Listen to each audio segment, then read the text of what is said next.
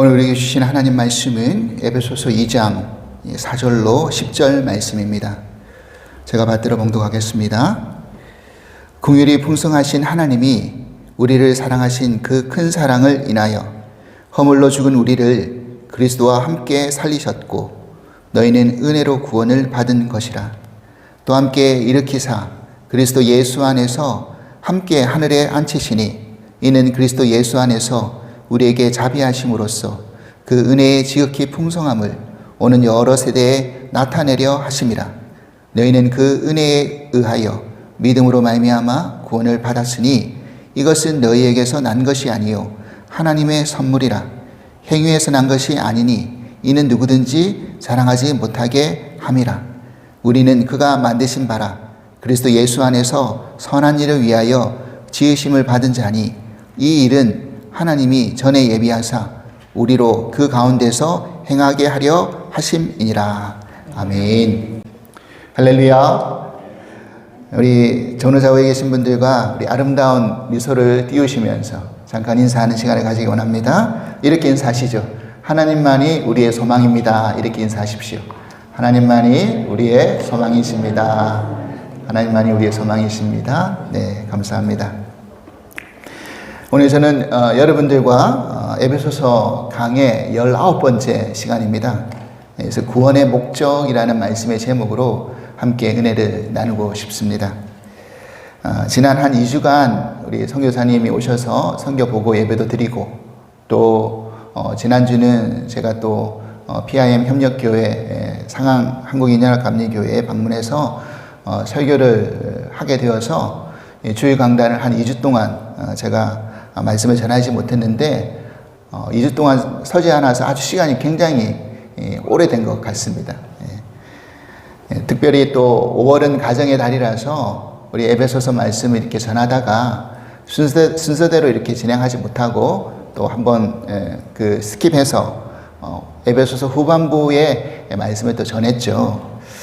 그래서 이제 다시 오늘부터 이제 2장에 나와 있는 이 뒷부분의 내용까지 계속해서 이어서 이제 말씀을 나누겠습니다.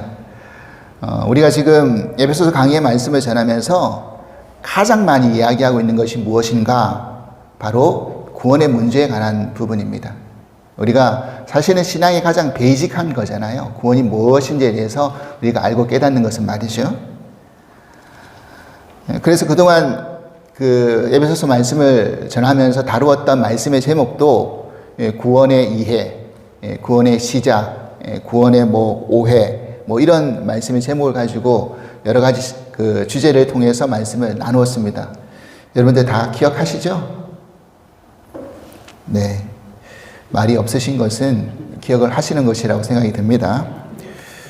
늘 손에 쥐고 있던 셀폰도 어디다 뒀는지 뒤돌아서면 몰라서 당황할 때가 한두 번이 아닌데 여러분 말씀을 듣는다고 계속 이렇게 기억에 남으시면 얼마나 좋겠습니까? 많은 아마 뒤돌아서시면 한 주 지나가면 그 전주에 무슨 말씀을 했더라 이렇게 아마 생각이 드시리라고 생각이 듭니다.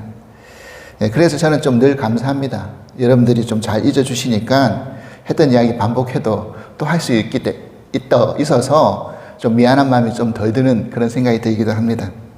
근데 사실 우리가 계속 반복해야지만이 우리 기억이 오래 갈 수밖에 없는 거죠. 우리 기억이 계속 유지가 되려면 했던 말 했더라도 계속 반복되어서 말씀을 나눌 때 여러분들이 그 기억에 오래 남아지리라고 생각이 듭니다. 일단 이 본문의 말씀을 이제 이어가려고 하니까 벌써 이 본문은 한 달 전에 이미 구원의 오해라는 말씀의 제목으로 전했던 것 같아요.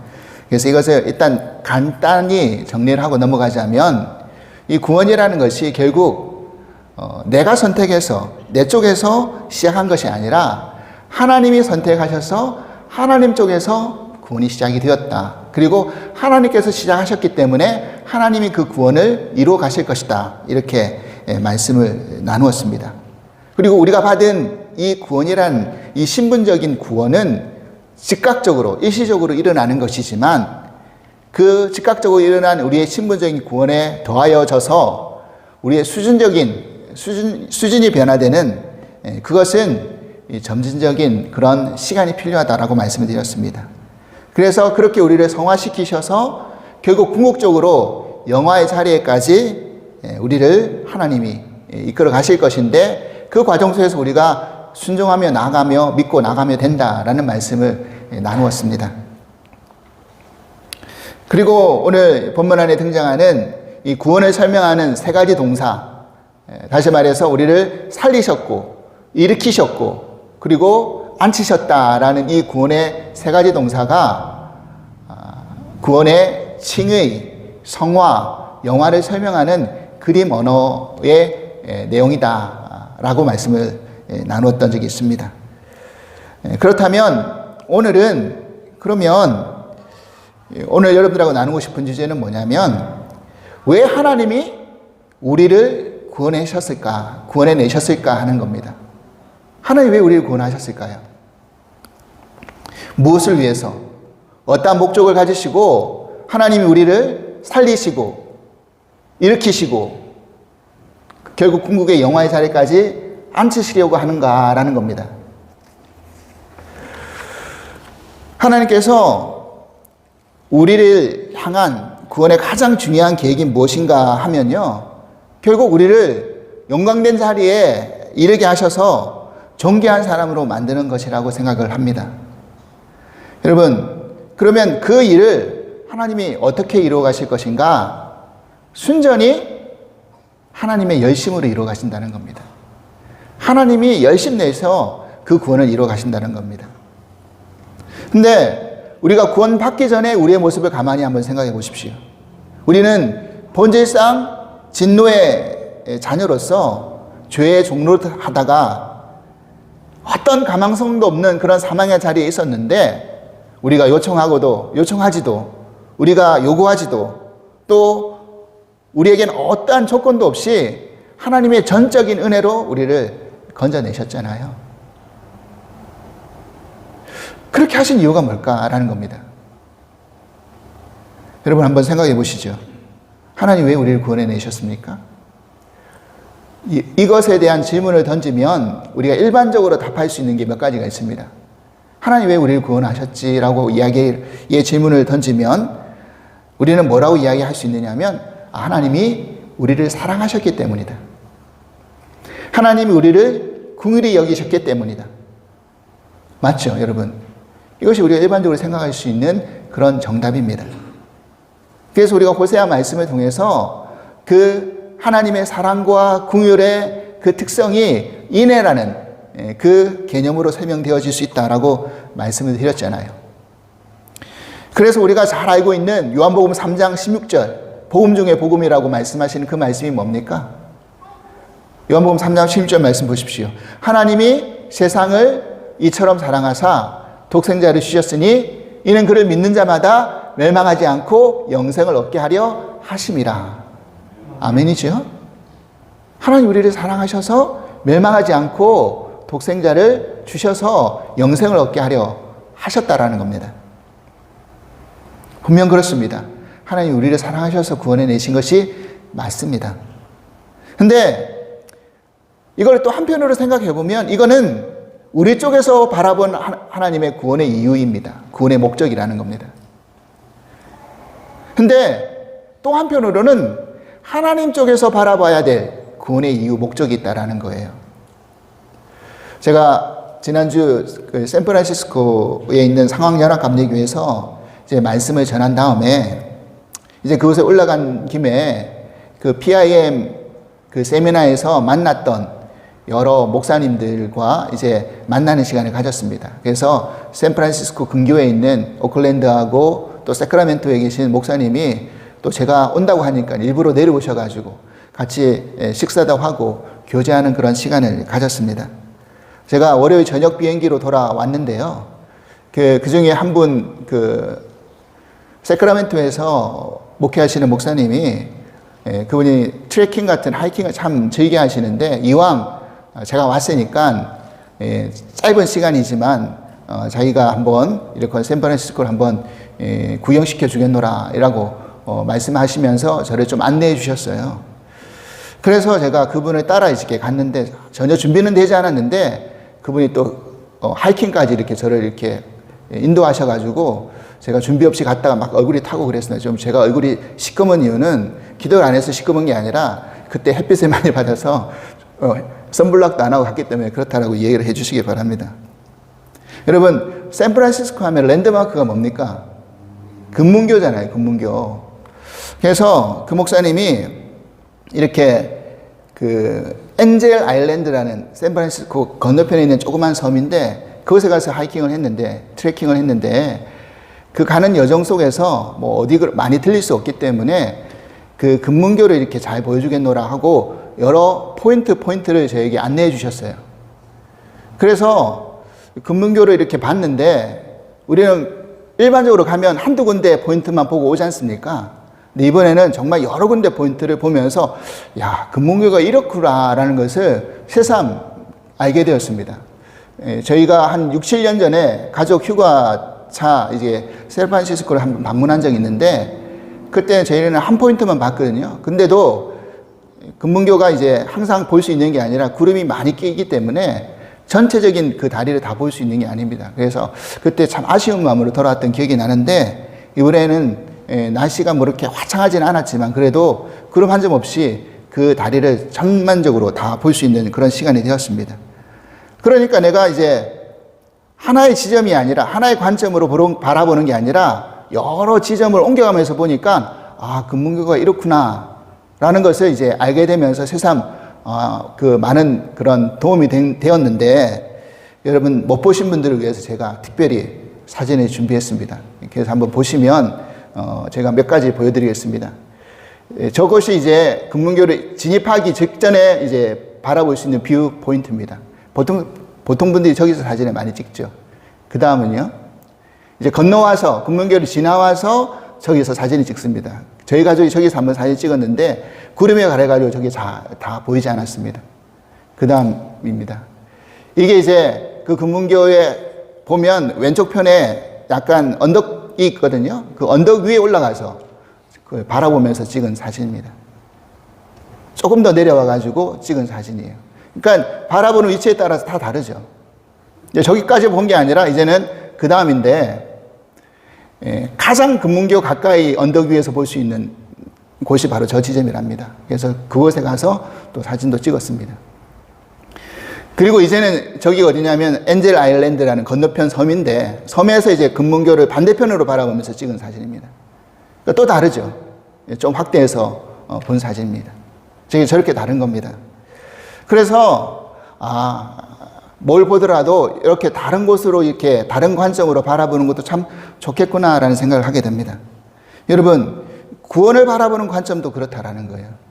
무슨 말이냐면 내 쪽에서 생각하면 하나님이 나를 사랑하시기 때문에 나를 긍휼히 여기셨기 때문에 나를 구원해내셨다. 그러면 나에게 조건이 있는 거잖아요. 내가 사랑받을 만한 조건, 불쌍히 여김받을 만한 조건 때문에 나를 구원해내신 거잖아요. 그런데 하나님 쪽에서 생각해 보면 좀 다른 관점에서 말씀을 드릴 수 있다는 거예요. 오늘 에베소서 7절 말씀 한번 보십시오. 이런 말씀이 있습니다. 이는 그리스도 예수 안에서 우리에게 자비하심으로써 그 은혜의 지극히 풍성함을 오는 여러 세대에 나타내려 하심이라 라는 겁니다. 여기서 이는이라는 이 말씀은 앞의 구절을 설명하기 위함이죠. 그것을 이어주기 위한 말씀이잖아요. 무엇 때문에 그렇다라는 것을 설명한 건데 그 앞에 구절이 뭐냐면 5절 6절이 뭐냐면 허물로 죽었던 우리를 예수 그리스도와 함께 살리셨고 일으키셨고 앉히셨다. 그렇게 하신 이유가 뭐냐? 이는 그리스도 예수 안에서 우리에게 자비하심으로써 그 은혜의 지극히 풍성함을 오는 여러 세대에 나타내려고 하십니다 라는 겁니다. 이게 바로 하나님 쪽에서 바라본 구원의 이유라는 거예요. 하나님 우리를 왜 구원해 내셨는가? 쉽게 설명드리자면 하나님이 어떤 분이신지를 설명해 주기 위해서 오고 가는 여러 세대 가운데 드러내 주기 위해서 내가 구원을 이루어냈다라고 말씀하는 겁니다. 나의 자비하심이, 나의 은혜의 풍성함이 어떠한 것인지를 너희들이 알게 하기 위해서, 드러내기 위해서 내가 너희들을 구원해낸 것이다 라는 설명이라는 겁니다. 아멘. 여러분, 우리의 구원이 어떻게 왜 우리 구원이 왜 필요한 겁니까? 어떻게 일어난 겁니까? 우리가 타락을 했기 때문에 구원이 필요한 겁니까? 그죠? 그런데 그 죄가 어떻게 들어왔습니까? 그 죄는 사단의 시험으로 말미암아 죄가 들어왔습니다. 사단은 하나님의 주권과 하나님의 통치를 반항하는 쪽으로 나아갑니다. 그래서 하나님의 통치권 안에 모든 만물들은 다 그 안에 놓여져 있었어요. 왜? 하나님이 창조하셨기 때문에. 그 하나님의 통치권 아래 있었던 아담과 하와가 채 완성되기도 전에 그들을 시험하여서 하나님 말씀에 불순종하게 만들고 인간들이 타락했죠. 그래서 타락한 우리가 인간들이 죄의 종노릇을 하게 된 것입니다. 여러분, 여기서 우리가 잘 생각해야 될 문제가 뭐냐면요, 사단이 아담과 하와를 공격한 것이 아니라 사실은 어떻게 보면 하나님을 공격한 거예요. 요즘 우리가 새벽에 욥기 말씀을 나누고 있는데요, 사단이 욥을 공격한 이유는 하나님 말씀이 틀렸다라는 것을 증명하기 위해서 욥을 공격한 겁니다. 그래서 욥에게 고난을 주고 고통 속에 빠지게 만든 이유가 그거죠. 하나님을 떠나가고 하나님을 욕하고 하나님 버리게 만들게 하기 위해서 공격한 겁니다. 근데 그 이유는 하나님 말씀이 틀렸다라는 것을 증명해내기 위해서였죠. 그리고 어떻게 보면요, 하나님과 사단의 싸움 가운데 욥이 중간에 끼어가지고 지금 얻어터지고 있는 형국이었다는 겁니다. 사단은 끊임없이 지금도 하나님의 자녀를 공격해서 하나님의 통치권 아래에서 벗어나게 만드는 그 1차적인 목표를 가지고 있는 겁니다. 그래서 하나님께서 그 사단의 공격으로 말미암아 인간, 원래 하나님이 세워놨던 인간의 그런 본질적인 목적에서 인간의 계획들이 다 어그러졌지만 하나님 그것을 폐기하지 않으시고 다시 구원으로 인도해 내시는 것을 보여주기 위해서 그렇게 하셨다라는 것을 말하고 있는 것이죠. 여러분, 하나님은 죄 지은 인간을 그대로 두셔가지고 그 구원의 방법을 보소하는 쪽으로 선택하셨다라는 거예요. 죄를 지은 인간을 다 멸하시고 소멸시키고 새로운 인류를 다시 창조해 내신 게 아니라 죄 지은 인간을 그대로 둔 그 인간을 하나님이 보수하는 쪽으로 만들었다는 사실입니다. 여러분, 오래된 건물에 한번 가보십시오. 집이 오래돼가지고 고칠 게 많은데 너무 고칠 게 많으면, 손댈 게 너무 많으면 어떻게 하는 게 쉬운 방법입니까? 그냥 뼈대를 그대로 놔두고 리모델링 하는 게 쉬울까요? 아니면 전반적으로 다 무너뜨리고 다시 짓는 게 쉬울까요? 다시 짓는 게 훨씬 쉬운 방법입니다.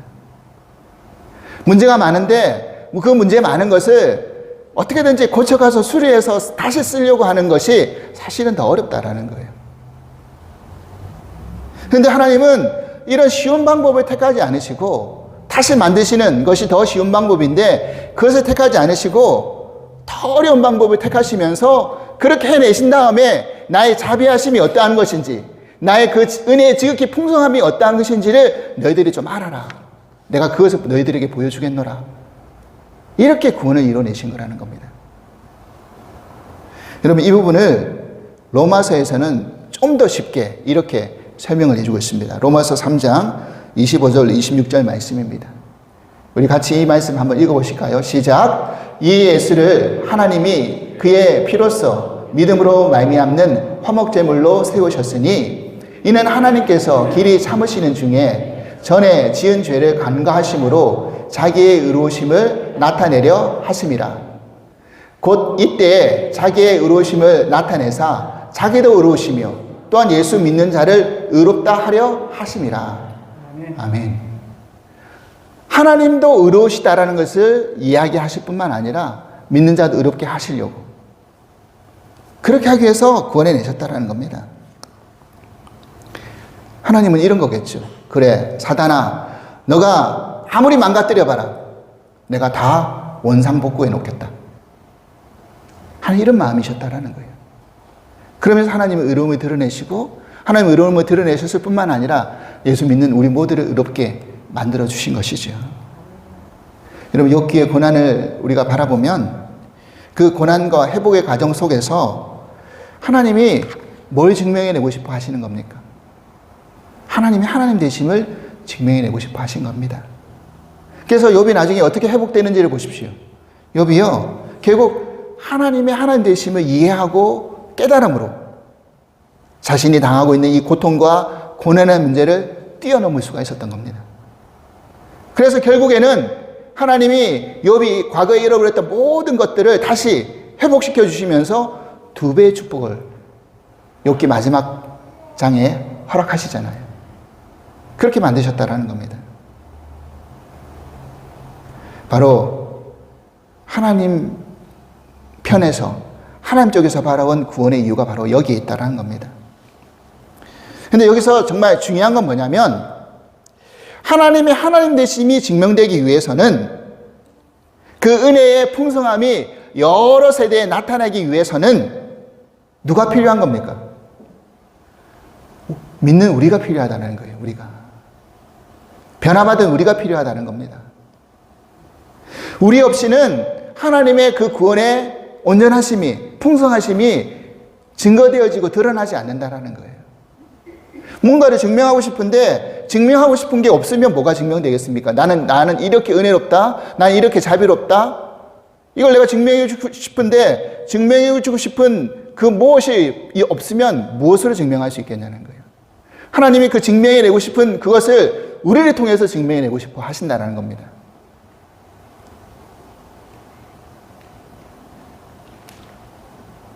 여러분, 가만히 한번 생각해 보십시오.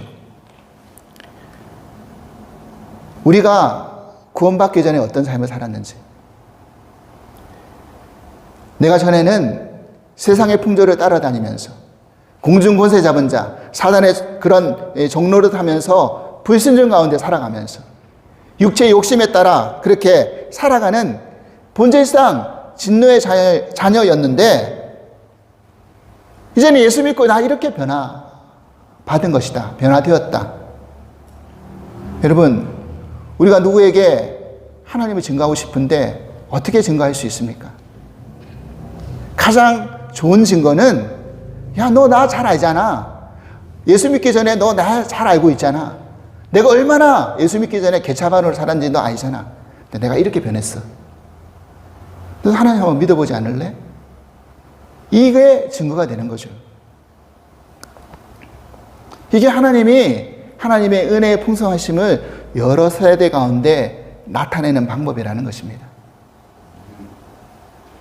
여러분, 하나의 작품이 만들어지면 그 작품을 만든 설계자가 있고 만든 제작자가 있잖아요. 우리가 하나님께 영광 돌린다는 의미가 뭡니까? 하나님께 영광 돌린다는 의미는 우리가 받은 그 영광을 내가 잘나서 애써서 힘써서 그래서 누리는 게 아니라 하나님께서 이 모든 것을 허락하셔서 해주셔서 이루어진 것이다라고 증거하는 거잖아요. 그래서 그렇게 영광을 돌리는 거지 않습니까? 우리가 아름다운 자연 광경을 바라보면 야, 너무 멋있다. 근사하다. 또 와보고 싶다. 그 자연 경관 자체가 많은 사람들한테 영광을 받습니다. 그래서 많은 사람들이 보고 싶어서 찾아오죠. 근데 그 자연 경관을 만드신 분이 누구십니까? 하나님이시잖아요. 그러니까 궁극적으로 누가 영광 받으시는 겁니까? 하나님 영광 받으시는 거라는 거예요. 여러분, 우리가 하나님의 자녀로서 온전히 살아갈 때 그 자체로서 우리도 영광 받지만 결국 궁극적으로 누구가 영광 받으시는 겁니까? 하나님 영광 받으시는 거라는 겁니다. 그래서 에베소서 1장 14절에 이런 말씀이 있잖아요. 에베소서 1장 14절 말씀. 이는 우리 기업의 보증이 되사 그 얻으신 것을 속량하시고 그의 영광을 찬송하게 하려 하심이라 그랬어요. 우리가 결국 하나님의 영광이 찬송이 되어야 된다는 사실입니다. 그러면 우리가 어떻게 살아갈 때 하나님의 영광의 찬송이 될 수 있습니까? 라는 문제잖아요. 그것을 오늘 본문 10절에 이렇게 이야기를 해주고 있습니다. 같이 한번 읽어보실까요? 시작. 우리는 그가 만드신 바라 그리스도 예수 안에서 선한 일을 위하여 지으심을 받은 자니 이 일은 하나님이 전에 예비하사 우리로 그 가운데서 행하게 하려 하심이니라. 아멘. 여러분, 우리는 하나님이 지으신, 만드신 뭡니까? 피조물이잖아요. 피조물. 하나님이 우리를 만드신 이유가 뭐라고요? 그리스도 예수 안에서 선한 일을 위해서 만드셨다라는 겁니다. 선한 일을 하기 위해서 만드셨다라는 거예요.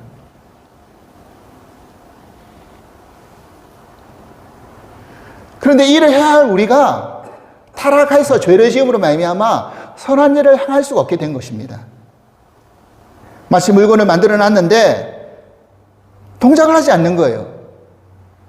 나사 몇 개가 빠졌어요. 그 나사를 갈아 끼워야지만이 물건이 동작하는 겁니다. 하나님 지금 그 보수 작업을 하시는 거라는 겁니다. 여러분, 여기서 잘 한번 보십시오. 우리가 선한 일을 해서 구원을 받은 것입니까? 아니면 구원받은 우리가 선한 일을 해야 되는 것입니까? 어느 쪽이죠? 우리가 선한 일을 해서 구원을 받은 거예요? 아니면 구원받은 우리가 선한 일을 해야 되는 거예요? 후자죠, 후자. 우리가 선한 일을 했기 때문에 하나님 우리를 구원해 내신 게 아니라 구원받은 우리가 뭐 해야 된다는 겁니까? 선한 일을 해야 된다는 것입니다. 하나님 우리를 창조하셨을 때는 분명히 우리가 선한 일을 하기 위해서 지음을 받았는데 타락함으로 우리가 그 일을 행할 수 없게 된 것이죠. 그래서 하나님의 전적인 은혜의 풍성함으로 우리를 구원해 내셔서 그 다음에 무엇을 원상복귀 하려고 하시는 겁니까? 우리를 지으신 그 목적대로 선한 일을 하게 하기 위해서 그것을 원상복귀 하려고 하신다는 건 사실입니다. 그러면 여기서 우리가 알아야 되겠잖아요. 선한 일이 뭔가 그러면? 선한 일이. 여러분, 이거는 단순히 도덕적으로 윤리적으로 그런 차원에서 선한 일을 말하는 것이 아닙니다. 여러분, 세상에서도요, 예수님 믿지 않고 선한 일 하는 사람 많아요.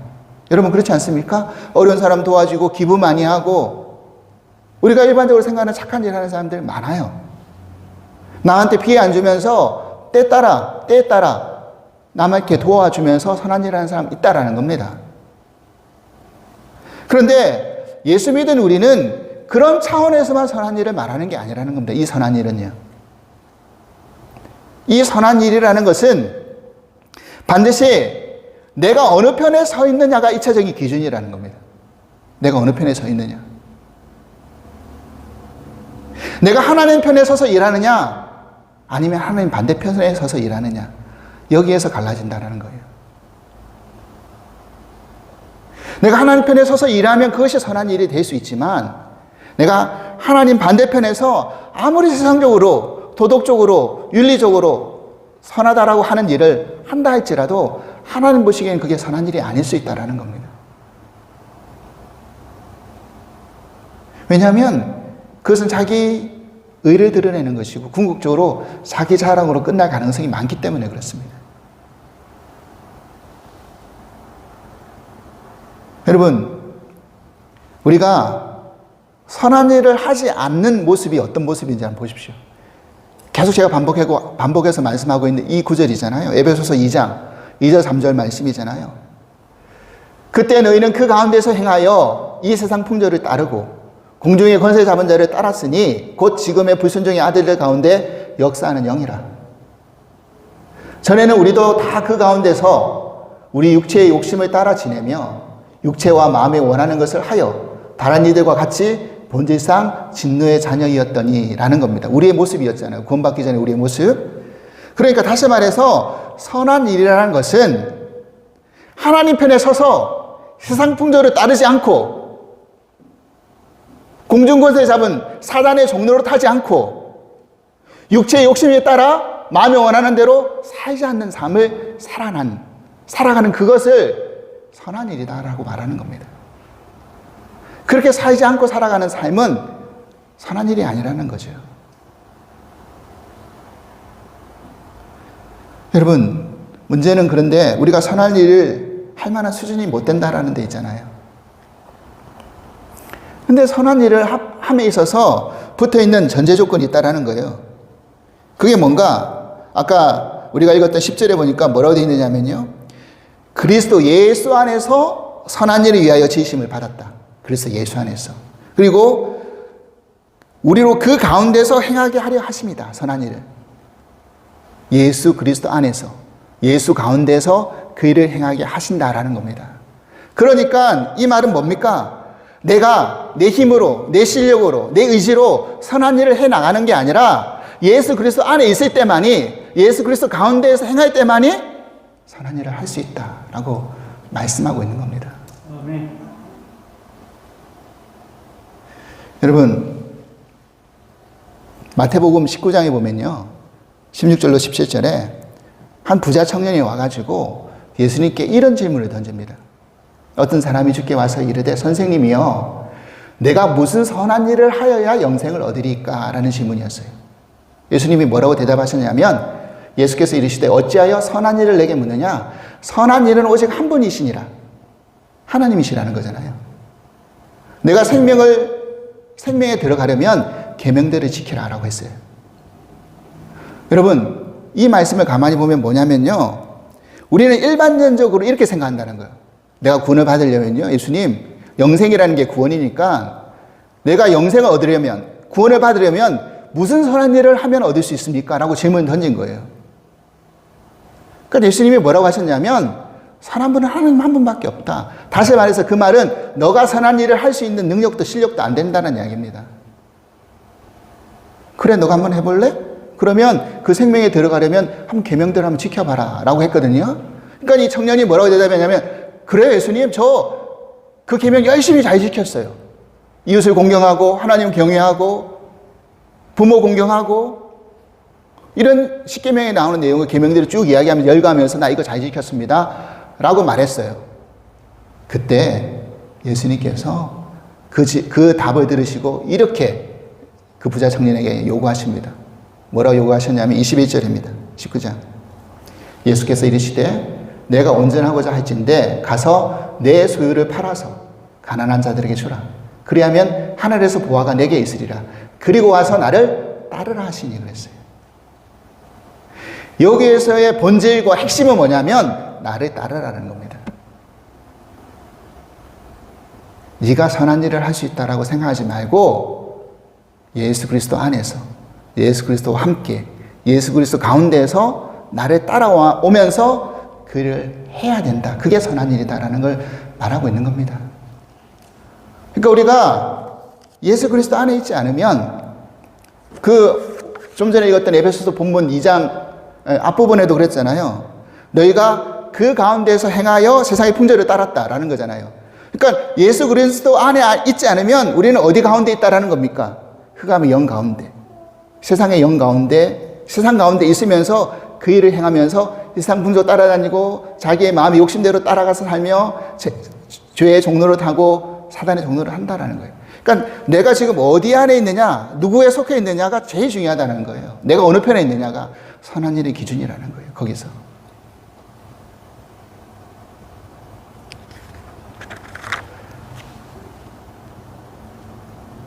네가 아무리 계명을 다 지켰다라고 치자.